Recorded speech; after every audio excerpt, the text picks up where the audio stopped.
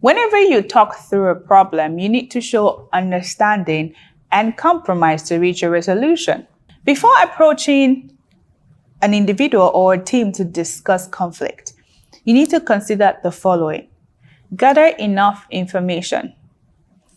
You need to ask yourself, what is the motive of this person? Before you go have a chat with them. Are they looking for promotion? Some people are aggressive when they are, or do they feel insecure? Once you've gathered your evidence, don't write by hearsay, approach them. Consider timing when doing so. It's very important to resolve conflict very early on, but make sure it's a good time when you're in a great mood and the person's also in a relaxed environment. Check your body language. When angry or upset, it's natural to project feelings outwardly by scrolling, furrowing our brows, narrowing our eyes, and pursing our lips. The good news is that with practice, you can avoid wearing your emotions on your face. Facial expression, in addition, is very crucial when addressing conflict. Learn to smile frequently to ease yourself. A smile is one of the most positive and uplifting body language messages you can send, even when someone is confronting you about a problem. A sincere smile shows you're open, willing to listen, and interested in talking through the situation. If you can smile about a situation because you're very upset and angered, then just turn your muscles slightly upward, projecting a pleasant expression. Eye contact is another very important component of facial expressions. It can be a tough habit to form. When you begin a conversation, make a conscious effort to look directly into the other person's eyes. Maintaining an eye contact that's comfortable, glancing away sometimes, and bringing your focus back occasionally ensures that you look interested and you're also confident. Eyebrows. I'm guilty of this. Sometimes I scroll my eyebrows. Raised eyebrows convey interest, enthusiasm, shock, or excitement. Furrowed eyebrows might signal confusion, concern, or anger. Use this to your advantage, but don't overdo it by constantly raising your brows or furrowing your brows, as the person is likely to focus more on what you're doing than listening to your message. Now that you've gotten your body language in check, you want to define the problem when you're having a conversation. Restate the information from your viewpoint. That way you both have clarity. And ask the person how they view the problem. During the conversation, one thing to help you is to constantly restate the problem. For example, I see it this way. How do you see it? Before moving on to a workable solution, make sure everyone is in agreement. You can say things like, thank you for your input. I appreciate that you're supportive, that I'm going to be your team leader. I also appreciate your concern about how work is going. Before you move into a workable solution, make sure everyone is in agreement of the problem. You can say, oh, thank you for your input. From what you said, I observed this and this, and this is the problem. Read the body language of the team and the tone. You can watch for actions like stooped shoulders, which may signal a sign of lack of confidence. Fidgeting hands, which signals nervousness or agitation. Hands on lips, that might be a sign of impatience or aggression.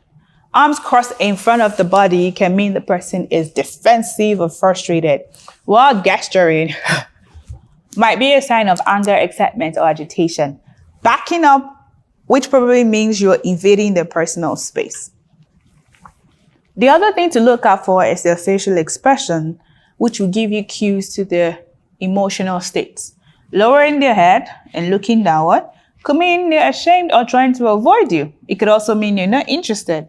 Tilting their head to one side or the other could signal confusion or challenge in what you're saying. Now, these are observations, as some culture tends to tilt head as yes, while some tend to tilt heads as no. So, you want to check the lips, you want to look past you, look at the environment. Use these things as signs, not facts, but signs. Someone might be frequently blinking, which might show a sign of discomfort, not necessarily means that they're not listening to you. You can also check the brows. like I explained previously, to know if they're in disbelief, surprise, or enthusiasm. Reading the tone is one of the effective ways to also pick up cues. If the person sounds angry, speak softly and calmly. This will disarm the person. If the person sounds confused, provide more details to explain your position. Person sounds guilty or embarrassed, smile sympathetically and say something to ease or discomfort. If the person sounds dismissive, speak in a concerned tone and state why you feel the way you do. Speaking quickly or loudly can suggest that the person is trying to take control and not let you voice your opinions. Begin by offering your best solution and allowing others to either agree, disagree, or offer alternatives. Make sure you remain flexible and cooperatively if someone disagrees with your own solution. Begin by offering your best solution and attempt to reach an agreement to consensus.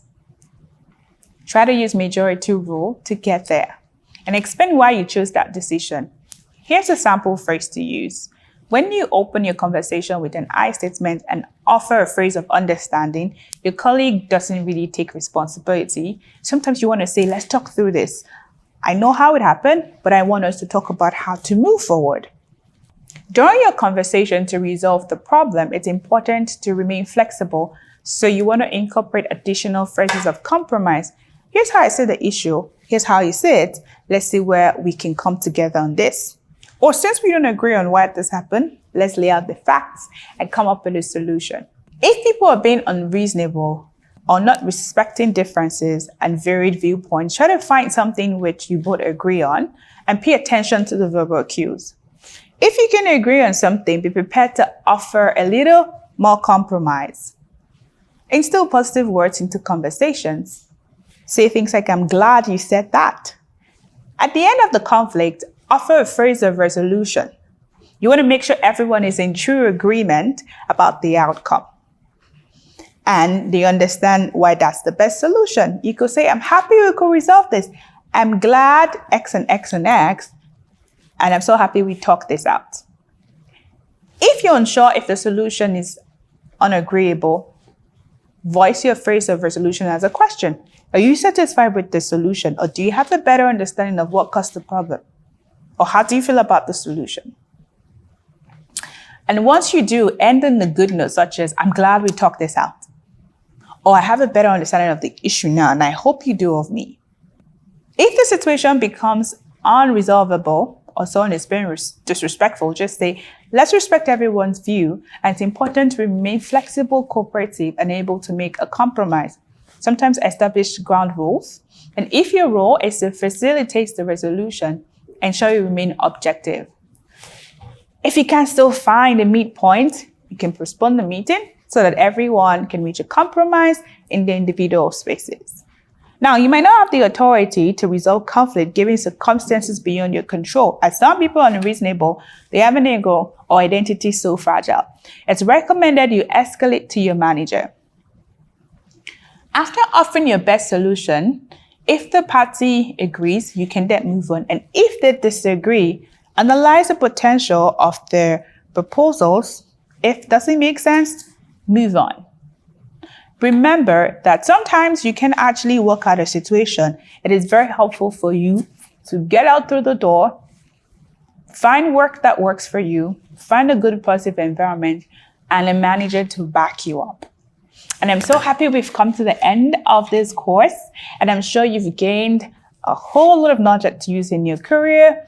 And I hope that you will continue to develop yourself as an authentic leader. By implementing these strategies taught in this course, you can effectively manage resistance, increase acceptance of change, and drive successful change initiative while being yourself, leaving the mask at home, and bringing your differences to work.